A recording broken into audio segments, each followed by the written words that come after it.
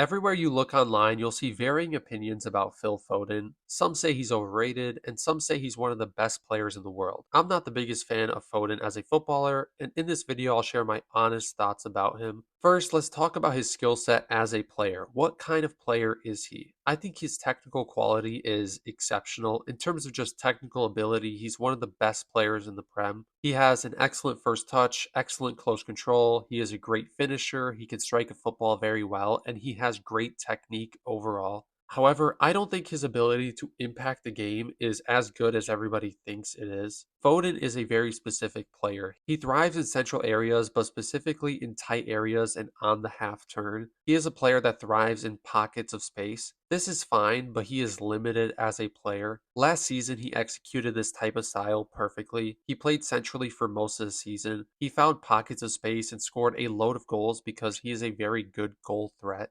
However, this limitation on his game prevents me from rating him as one of the best players in the world. Never have I watched Foden play and thought he was the best player in the Premier League, let alone one of the best in the entire world. He's not really an elite creator, he's not a good physical presence, and he can't carry the ball. He's extremely one footed and he's not very dynamic. Again, he thrives in specific areas. This season, City has been struggling a lot, and what has Phil Foden done? Absolutely nothing. I know he's been injured a lot of the season, but when he's played, he hasn't been good. For someone who was meant to be the best player in the league, he has an extreme inability to control a game. He can't take a game by the scruff of its neck. He can't impact the game in many different ways. He can't win a team a game out of nowhere. He's not that off the cuff number 10 who can just toy with his opponents. He's a system player and he's never done anything to show anyone that he's not. I do want to say that being a system player is not a bad thing. Some players thrive in specific environments and every player is different. However, when that system falls apart, what can you do to help the team? He doesn't have the ability to be that game changer in any moment. That's why I can't see him as one of the best in the world. We all saw these issues when he played at the Euros, and we've seen them during his performances for England in general. At the Euros, he had the chance to prove to everyone that he can be a top player anywhere and at any time. He had just come off of a title winning season where he was named the best player in the Premier League, and let's just say he was quite awful at the Euros.